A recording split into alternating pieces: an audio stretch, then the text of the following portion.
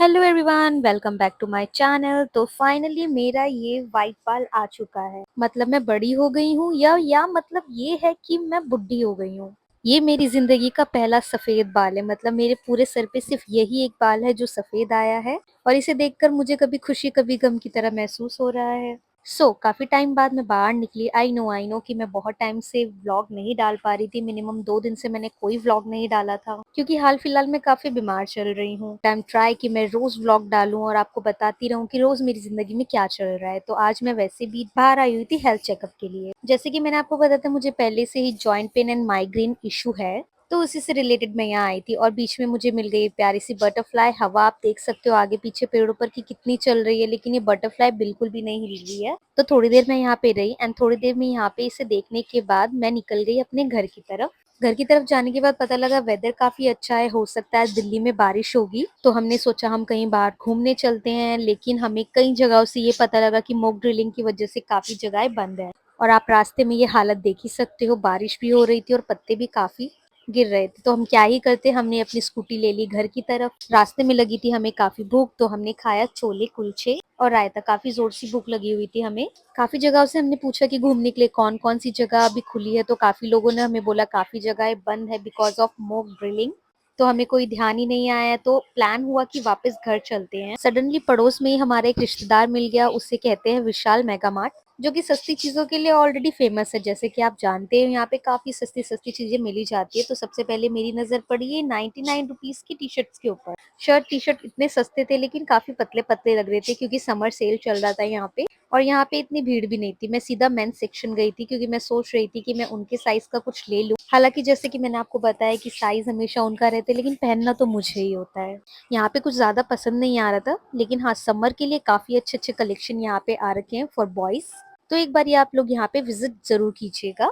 99 rupees में क्या ही लोगे आप, घर पे पहनने के लिए तो थोड़े बहुत कपड़े मिल ही जाएंगे। तो घर के लिए तो काफी बेटर ऑप्शन है। फिर हम चले गए फूड साइड में। मैंने सोचा था कि एक हफ्ते के स्टॉक के लिए हम कुछ ले लेते हैं, नमकीन बिस्किट वगैरह, क्योंकि खाने का काफी मन कर रहा था। तो मेरे हस्बैंड को वैसे भी मेरा टेस्ट पता था कि मैं क्या खाती हूँ, तो उन्होंने ऑलरेडी मेरे लिए लेना शुरू कर दिया था। बट वो फिर भी मुझसे पूछ रहे थे कि अगर कुछ चेंज करना है, कुछ डिफरेंट खाना है तो बता दो। बट मेरा तो सेम ही चॉइस है, मैं अपनी चॉइस ज्यादा बदलती नहीं। मुझे मेरे हस्बैंड को कुछ बताने की जरूरत नहीं पड़ती, उनको मेरा अच्छा बुरा खाना पीना कपड़े लत्ते एवरीथिंग सब पता रहता है। इसलिए मैं इस चीज से तो बिल्कुल फ्री हूँ कि मैं उनको बताऊं कि मुझे क्या खाना है क्या लेना है, क्योंकि वही मुझे सब कुछ ला के दे देते हैं। एंड अच्छी बात तो ये है कि सब मुझे सूट भी करते हैं। एंड ये रियल वाले को तो क्या ही बोलूं, विशाल में तो रियल का ऑरेंज जूस मिलता ही नहीं है।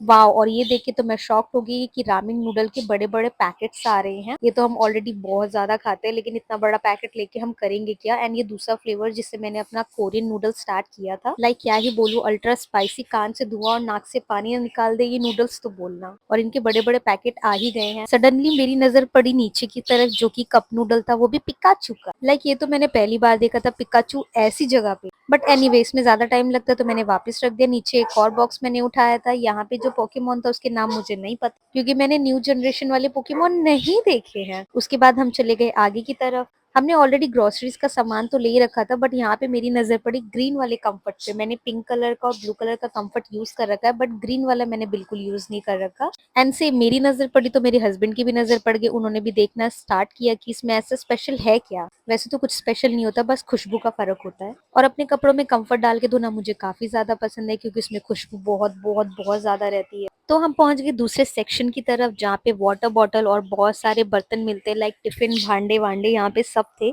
बट फिलहाल हमें इसमें से किसी की भी जरूरत नहीं थी, क्योंकि ऑलमोस्ट सामान हमारे पास है और हम काफी सामान ले भी चुके हैं। और यहाँ पे इस बार के जो पिलोज है वो इतने खास नहीं है, क्योंकि लास्ट टाइम के पिलोज काफी अच्छे थे। ये इतना अच्छा नहीं लग रहा है। मेरे पति को पांडा वाला पसंद आया था। जैसे कि मैंने आपको बताया था कि मेरे पति को पता है कि मुझे क्या पसंद है, तो मुझे पांडा काफी ज्यादा पसंद है। और उनकी सबसे पहली नजर उसी पांडा वाले स्मॉल साइज पिलो पे पड़ गई। इसमें थोड़ी सी क्वालिटी कम कर दी जा रही है, और जो काफी टाइम की वैरायटीज थी वो वैरायटीज भी यहाँ पे कम हो चुके, लाइक स्टफ टॉय के। और जो पिलोज वगैरह थे वो बहुत ज्यादा ही, लाइक उनकी क्वालिटी और क्वांटिटी दोनों ही कम कर दी गई है। शायद ये ज्यादा बिक नहीं रहे होंगे, आई थिंक।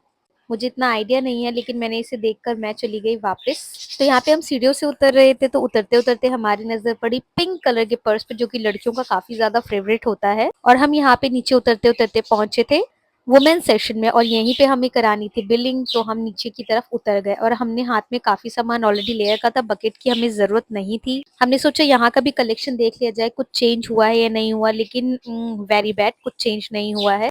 हाँ, बट हम फिर भी एक बार चक्कर काट रहे थे कि कुछ अच्छा मिल जाए तो हम ले ले। मुझे शॉर्ट कुर्ती काफी ज्यादा पसंद है, मोर देन टॉप। हालांकि मैं टॉप पहन लेती हूँ, बट मुझे कुर्तियां, शॉर्ट कुर्तियां बहुत ही ज्यादा पसंद है। एंड ऑल्सो मैं वन पीस भी काफी पहन लेती हूँ, बट हाँ, वो कंफर्टेबल होने चाहिए। तो यहाँ पे टॉप इतने कुछ खास नहीं लग रहे थे, समर के हिसाब से काफी बेटर है। नाइट सूट के भी कुछ नए सेट्स थे, बट हमें पसंद नहीं आए। एंड हम वन पीस की तरफ गए कि वन पीस में आखिर क्या क्या लगा है, तो वन पीस में भी ज्यादा कुछ खास नहीं मिला मुझे।